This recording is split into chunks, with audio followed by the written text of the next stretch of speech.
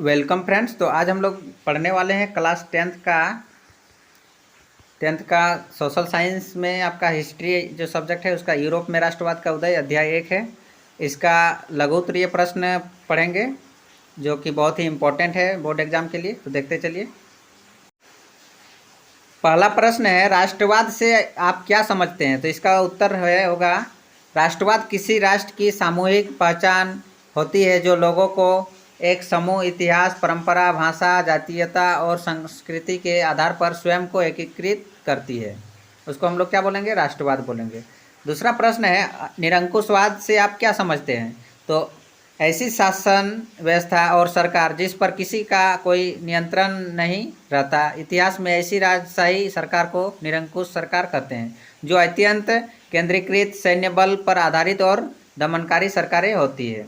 तीसरा प्रश्न है, कल्पना दर्श यानी कि यूटोपिया क्या है? तो इसका उत्तर होगा एक ऐसी समाज की कल्पना करना जो इतना आदर्श है कि उसका साकार होना लगभग असंभव प्रतीत होता है। उसको हम लोग कल्पना दर्श कहेंगे। चौथा प्रश्न है, फ्रेडरिक सरियू कौन था?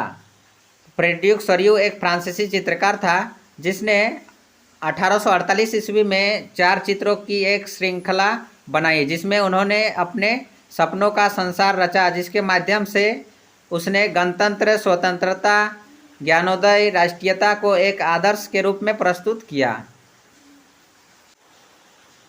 पांचवा प्रश्न है, राष्ट्र क्या है? तो फ्रांसीसी दार्शनिक अर्नस्ट रेनन के अनुसार राष्ट्र सम्मान, नस्लें, धर्म या क्षेत्र से बना है। एक राष्ट्र लंबे प्रयास, त्याग और निष्ठा का चरम बिंदु होता है। राष्ट्र एक बड़ी और व्यापक एकता होती है। उसका अस्तित्व रोज होने वाला जनमत संग्रह है।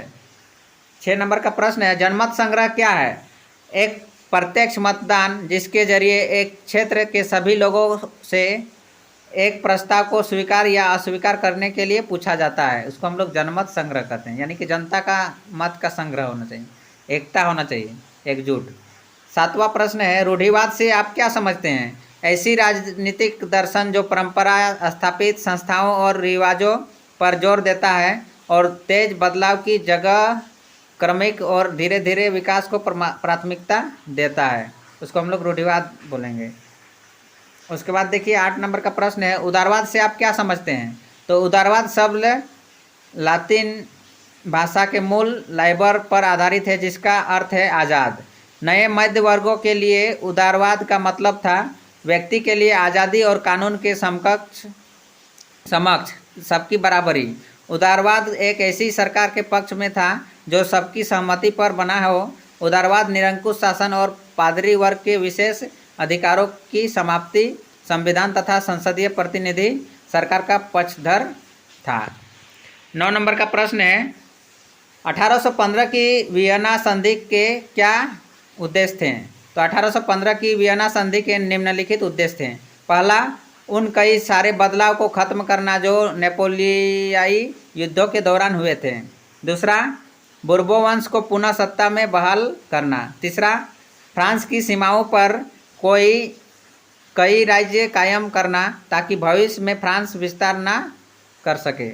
और लास्ट प्रश्न है, जालवेराइन क्या है? तो जालवेराइन प्रशा की पहल पर 1834 में स्थापित एक व्यापारी शुल्क संघ था जिसमें लगभग सभी जर्मन राज्य शामिल हुए। जालवेराइन का लक्ष्य जर्मन लोगों को आर्थिक रूप में एक राष्ट्रीयता में बांध देना था। इस संघ ने बहुत से शुल्क अवरोधों को समाप्त कर दिया। मिलते हैं नेक्स्ट वीडियो में फ्रेंड, तब तक के लिए जय हिंद, वंदे मातरम।